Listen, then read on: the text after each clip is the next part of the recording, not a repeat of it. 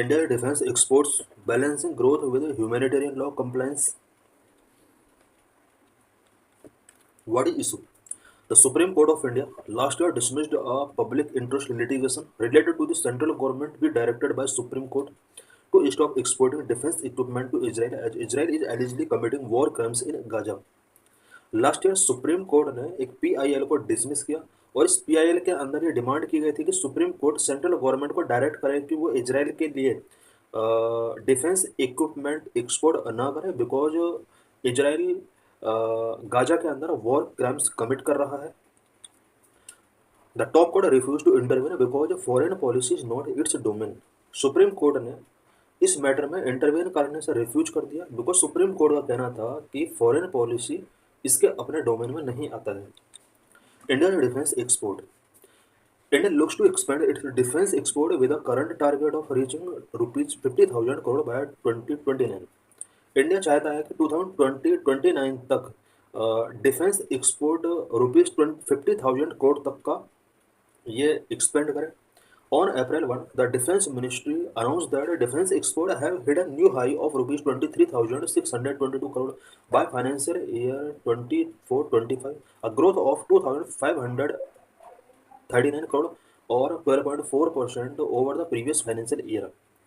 अप्रैल 1 को defence ministry ने announce किया कि फाइनेंशियल ईयर 2024-25 में इंडिया के द्वारा जो डिफेंस एक्सपोर्ट किया गया है वो अबाउट 23,622 करोड़ तक का डिफेंस एक्सपोर्ट किया गया है, जो कि प्रीवियस ईयर के कंपेयर में 12.04% ज़्यादा है और 2,539 करोड़ रुपीज का ग्रोथ हुआ है.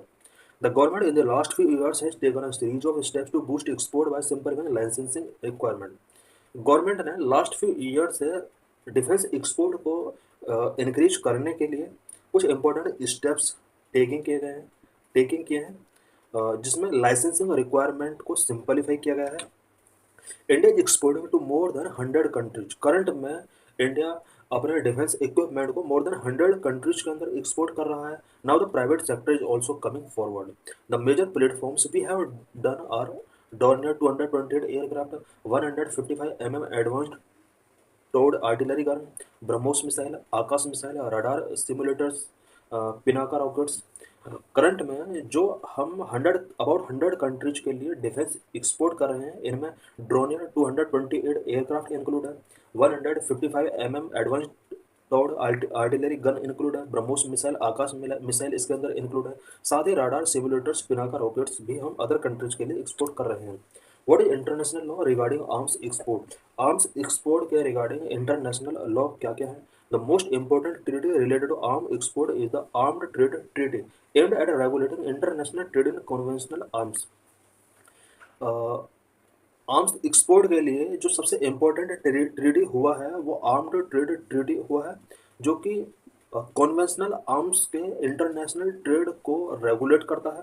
Article 6(3) of ATT armed trade treaty bar a country from supplying conventional arm if these arms would be used to commit war crimes. Arm trade treaty के article 6(3) के अकॉर्डिंग किसी भी कंट्री के अंदर conventional arm को supply नहीं किया सकता अगर वो कंट्री इन आर्म्स का यूज वॉर क्राइम्स कमिट करने के लिए करता है. Article 7 obligate states to assess whether the conventional arm they export would be used by importing country to commit or facilitate a serious violation of international humanitarian law. ATT के article 7 के अंदर state के लिए obligation given किया गया है कि state देखे कि जिस कंट्री को आर्म्ड एक्सपोर्ट किए जा रहे हैं वो कंट्री इंटरनेशनल ह्यूमैनिटेरियन लॉ का वायलेशन तो नहीं कर रहे हैं इन आर्म्स का यूज करके.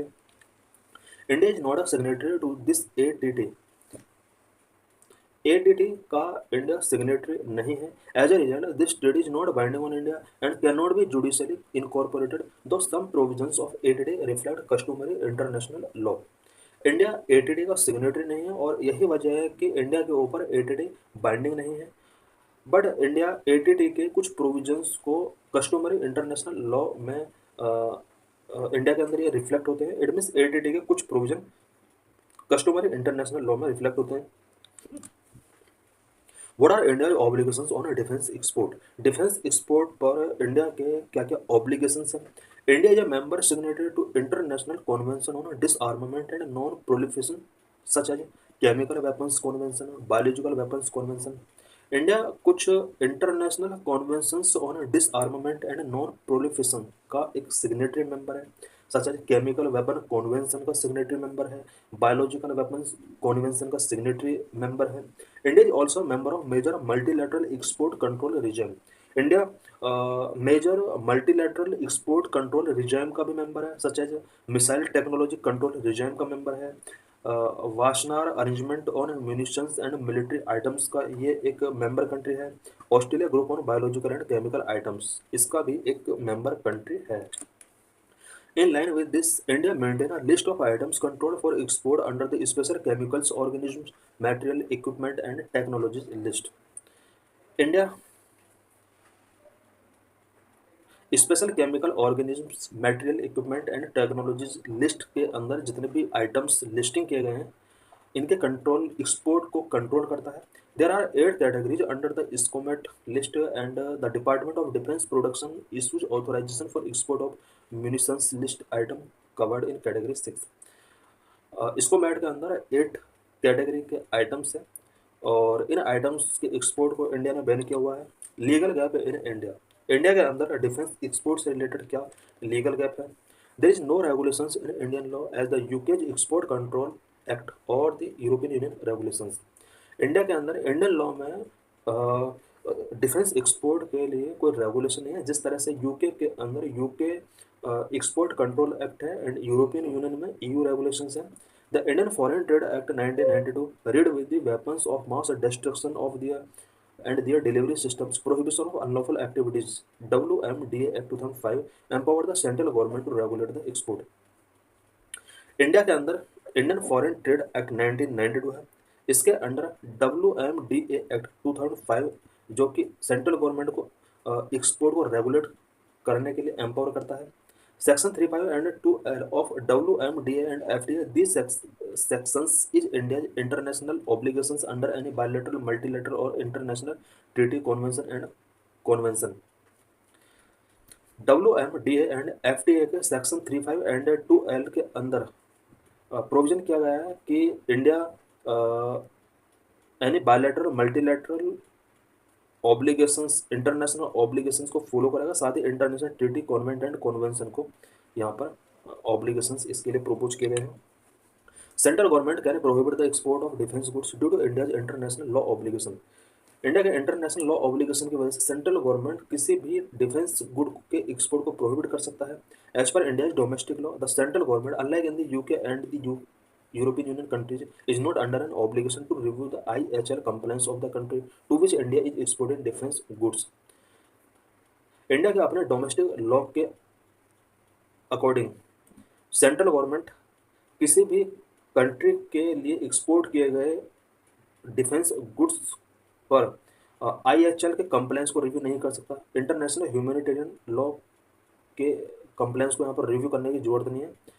Thus it is a legal gap, India के अंदर ये एक लीगल गैप है। It means international humanitarian law का अगर वायलेशन इंडिया अपने डिफेंस गुड्स को एक्सपोर्ट करके कर रहा है तो इंडिया के लिए ये एक बहुत बड़ी प्रॉब्लम नहीं है, बिकॉज ATT का मेंबर नहीं है और इंडिया के लिए एक ये लीगल गैप हो सकता है।